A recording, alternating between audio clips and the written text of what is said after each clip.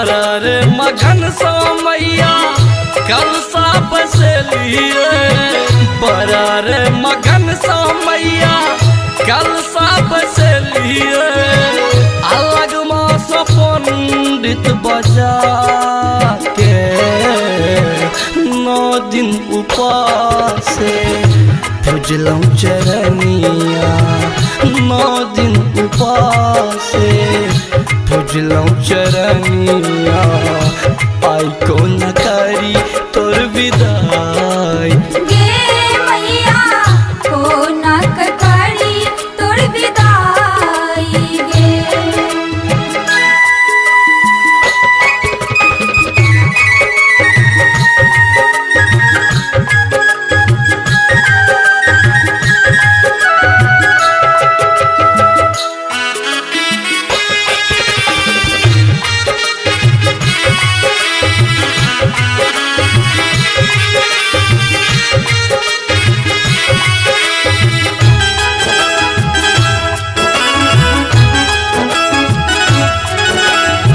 साल भर सजो है चलिए मैया एथिन बात गे आई बेर कहबै सबटा माँ के मनक बात गे।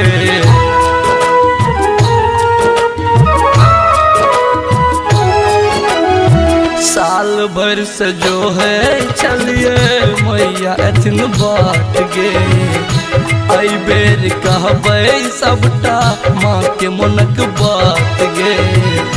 पूजते चरनिया तोहर बितले समैया पूजते चरनिया तोहर बितले समैया हम मोने मरही गेल बात गे 9 दिन उपास पूजलौं चरनिया 9 दिन उपास पूजलौं चरनिया आई को न करी तोर विदाई गे मैया को न करी तोर विदाई गे।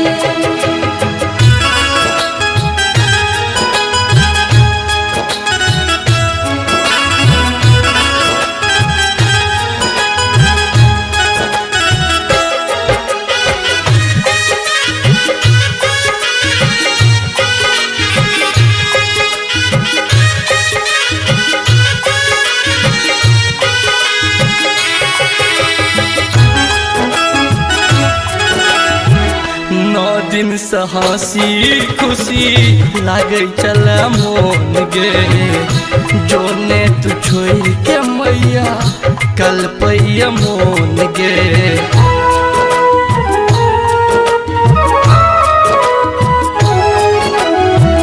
9 दिन से हंसी खुशी लागे चल मोन गे जोने तू छोड़ के मैया कल पैया मोन गे।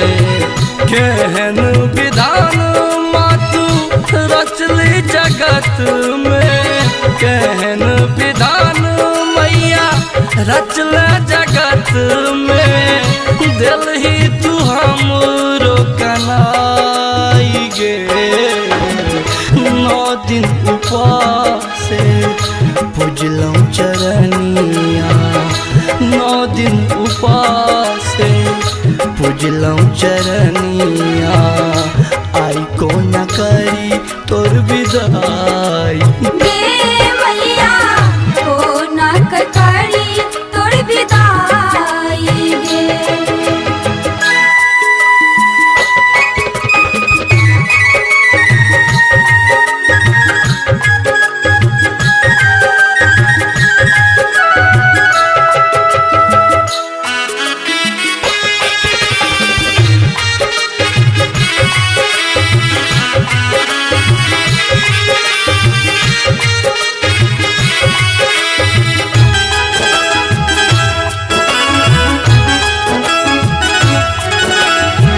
चरणन में तोरा राघव करे छो अरजिया दूर करू दुख सबटा हर माँ विपतिया।